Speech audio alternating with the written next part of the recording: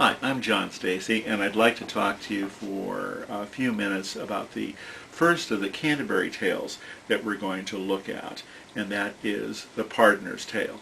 Now, I choose The Pardoner's Tale as the first of the stories that we see, really because the story is so direct. It is so easy for us, even as moderns, to comprehend what's going on here. Now, that doesn't mean that as modern readers that we don't have considerable difficulty getting into the tale, because this is the first of the stories that we're reading without a modern translation. We're going to read this one directly from the Middle English. Middle English, that's what came after the invasion of Angleland by the Norman French. Not quite modern English, it's when the languages were still coming together. So it's a challenge. Now, as you no doubt can discover on the internet, you can find many modern translations of all of these tales to help you along when you get to difficult places. But for the most part, if you just look at the tale and read it out loud and see what does it sound like, for the most part, it's just very much like modern English with a different accent. Okay, we're going to start with the Pardoner's Tale itself. We're going to skip the introduction, and I'll talk to you later about how the Canterbury Tales is put together from these tales that were supposedly going to be told by travelers, by pilgrims on their way to the cathedral town of Canterbury, and each one is supposed to tell a tale, and the best one is going to get a prize of a free meal from the host of the Tavern Inn. And how in between the tales we have the pilgrims talking back and forth and arguing which is the best tale, and each tale is told by a traveler with a very different personality. And this one, well, the pardoner himself is someone who his job is to pardon people from their sins. As we can see from his own introduction, he's a pretty corrupt character. Now, the tale.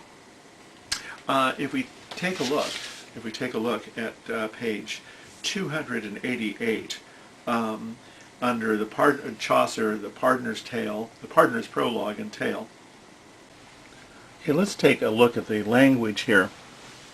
Here's the tale, starting on line 175, and it says, "In Flanders once was a company of young folk that hated folly." Such follies as gambling, hazard, stews, taverns, wild women, whereas with harps, lutes, and guitarns, they danced and played at dice. Now, what is dice? Well, what do you think they are? The same thing they use in Vegas. They're white with little black spots on them. At dice, both day and night. And eat and ate also, and drink over, H-A-R, over their might, through which they did the devil sacrifice. Their oaths, being so great and so damnable that it is grisly for to hear them swear. Our blessed Lord's body they tortured. In other words, swearing at that time was largely using the Lord's name in vain, and a real strong swear word might be something like splud, short for God's blood, or snails, or zounds, short for God's wounds. They come upon an old man out in the woods, and he's all wrapped up. And the proudest asks the old man, "What, Carl, with sorry grace, why art thou all forewrapped except thy face? Why livest thou so long in so great age?" That's a question to ask an old man. The old man gan look in his face, in his visage, and said thus, "For I ne can find a man, though that I walk into India, neither in city ne in no village, that would change his youth for mine age, as long time as it is God's will. No, death, alas, ne will not have my life, Thus walk I like a restless caitiff, and on the ground which is my mother's gate he knocks his cane upon the ground.